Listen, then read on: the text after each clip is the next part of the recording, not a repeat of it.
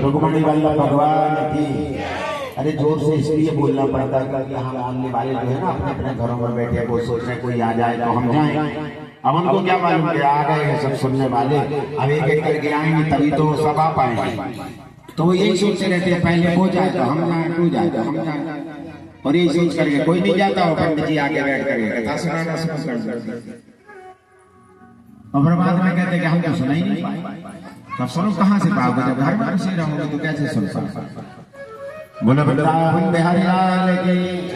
तो इस प्रकार से सत्राजित भगवान ने सत्यभामा और जामवती के साथ साथ विवाह संपन्न होता है। एक दिन भगवान पांडवों के निमंत्रण पर इंद्रप्रस्थ आए हुए थे। वैसे भगवान को कोई बुलाता नहीं है कि महाराज परिवार शायद तुम्हारे घर में आ जाए, क्योंकि भगवान का इतना बड़ा परिवार है। लेकिन पांडव जरूर भगवान को बुलाया करते थे।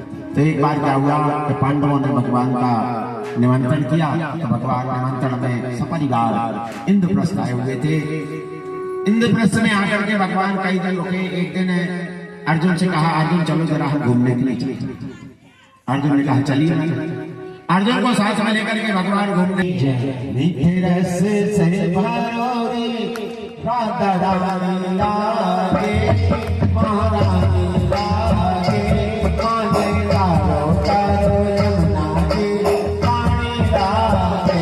मीठे रस से भरोरी राधा रानी लागे, महारानी लागे, माने तारो तारो यमुना जी पानी लागे। मीठे रस से भरोरी राधा रानी लागे, महारानी लागे, माने तारो तारो यमुना जी पानी लागे। मीठे रस से भरोरी राधारानी लागे, महारानी लागे, माने तारो तारो यमुना जी पानी लागे। मीठे रस से भरोरी राधारानी लागे, महारानी लागे, माने तारो तारो यमुना जी पानी लागे।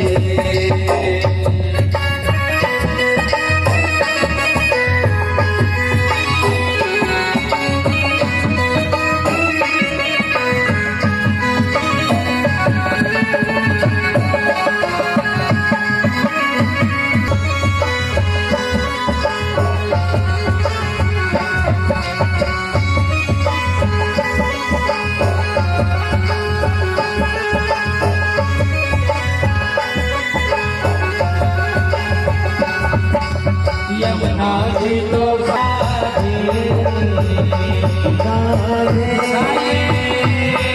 राधे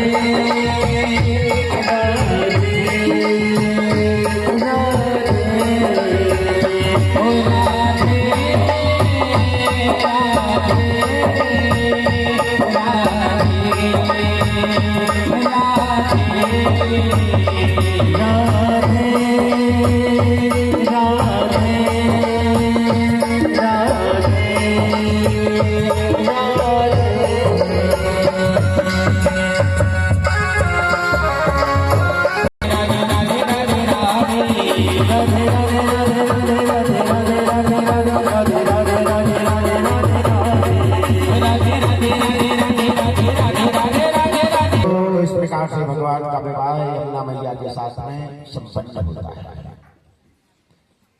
बिंद अरविंद नाम के दो भाइयों की इकलौती बहन थी मत्यविंदा। इन दोनों भाई अपनी बहन का उसको बेहोश होने लगे, क्योंकि हमारा स्वभाव ही हास परिहास है।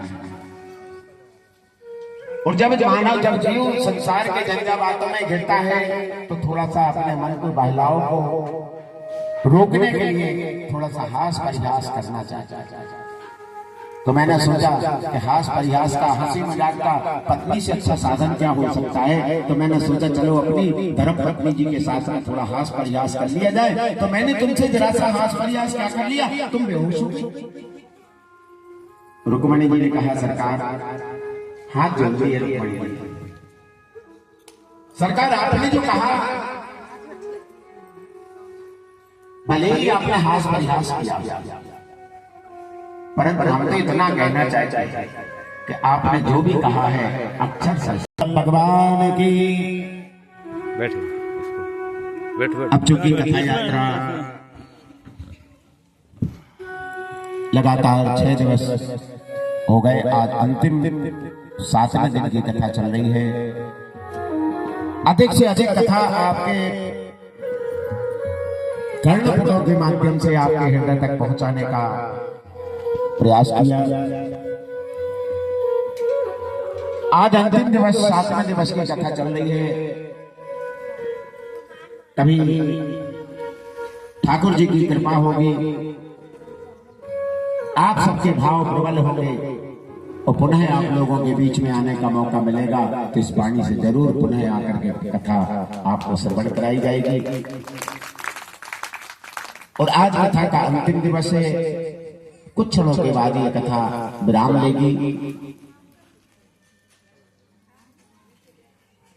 अन्यत्र श्रोता जिनके भाग्य में ये कथा है वो पहले से इंतजार कर रहे हैं। इस कथा के बाद हमारी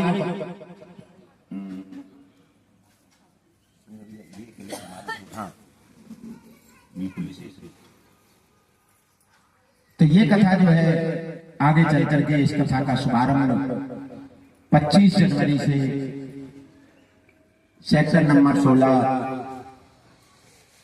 रामसका परिवार हमारे महंत श्री रामचंद्र शरण जी महाराज के सानिध्य में प्रयागराज में कुंभ के मेले में कथा का शुभारंभ होगा, कथा का आगाज होगा।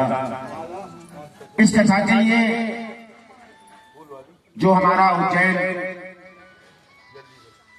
नासिक, हरिद्वार और प्रयागराज हर 12 वर्ष में कुंभ का मेला लगता है, संत समागम होता है। सनातन धर्म का आगे कैसे सनातन धर्म को हम उत्थान की ओर आगे की ओर ले जाने का प्रयास करें, वहां पर बैठ करके मंत्रणा होती है साधु संतों के बीच में। हमारी संस्कृति को आगे बढ़ाने के लिए एकत्रित होकर के एक आयोजन होता है जिसको कुंभ कहा जाता है।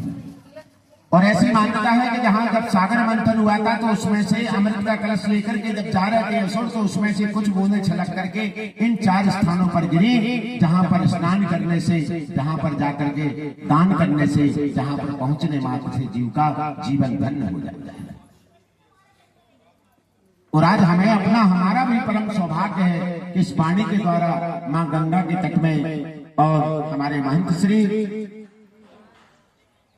रामचंद्र शरण जी महाराज रामसका परिवार की ओर से तीर्थराज प्रयाग में 25 तारीख से कथा का शुभारंभ होगा। हमारे समस्त भक्तजनों के लिए हम इस व्यासपीठ से आपको निमंत्रण देते हैं। कथा में आने के लिए हम सब आप सबके लिए आमंत्रित करते हैं कि आप आए, अपने परिजनों के साथ में आए।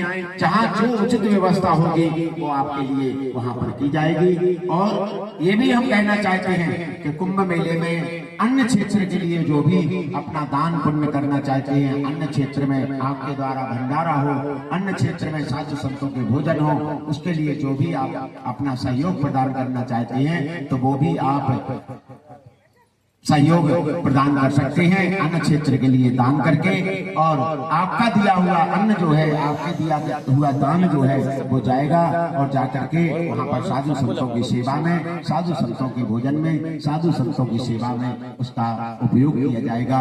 तो एक बार पुनः आप सबके लिए व्यासपीठ से हम आमंत्रित करते हैं कि चले साधु संतों की संगति में और साधु संतों की संगति में रह करके 7 दिन गंगा जी के पावन तट पर गंगा मां गंगा की गोद में बैठ करके हे भगवत रूपी भगवत वाणी को श्रवण करते हुए हम अपने जीवन को धन्य बनाएंगे और कहेंगे कि साधु संत की संगति देना, साधु संत की संगति देना, नाम अपने रंगति देना, नाम अपने रंगति देना। कृष्ण कृष्ण श्री राम दयालो दया करम तो जपो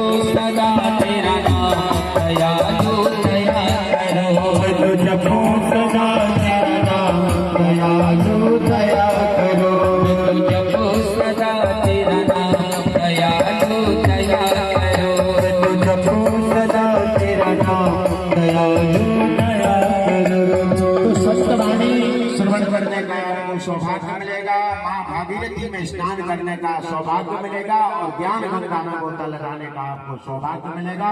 ये आपका और हमारा परम सौभाग्य होगा। एक बार पुनः हम सबके लिए आमंत्रित करते हैं, आप प्रयागराज कुंभ में आइएगा। मुक्त हस्त से दान पुण्य अन्य क्षेत्र के लिए आप करिएगा। जो भी अपना सहयोग प्रदान करना चाहें वो हमारे ये नंबर जो लिखा हुआ है नीचे 9098437090 इस नंबर पर फोन पे के द्वारा अगर आप नहीं जा सकते हैं और आप दान पुण्य करना चाहते हैं तो इस नंबर पर फोन पे के द्वारा आप अपना सहयोग तीर्थराज प्रयाग तक पहुंचा सकते हैं। ये हमारे महंत जी का नंबर है जो प्रयाग में बैठे हुए हैं, जहां पर अन्य क्षेत्र चल रहा है। अन्य क्षेत्र के माध्यम से साधु संतों की सेवा होती है, आप समस्त भक्तजनों की सेवा होती है। आप जब वहां पहुंचते हैं तो आपके रुकने की, आपके भोजन की, आपके जो उचित व्यवस्था बनती है वो सब व्यवस्था हमारे साधु संत महात्मा लोग आपको करके और आपको पुण्य का भागीदार बनाते हैं। इसमें अपना जो सहयोग देना चाहते हैं तो वो हमारे महंत जी का जो नंबर लिखा हुआ है सबसे पहले 9098437090 इस नंबर पर आप दान पुण्य जो भी करना चाहें वो करके और अपने जीवन को धन्य बना सकते हैं। और अब आज हमारे जो कार्यकर्ता गण है, हमारी जो इस कथा की आयोजक कमेटी है,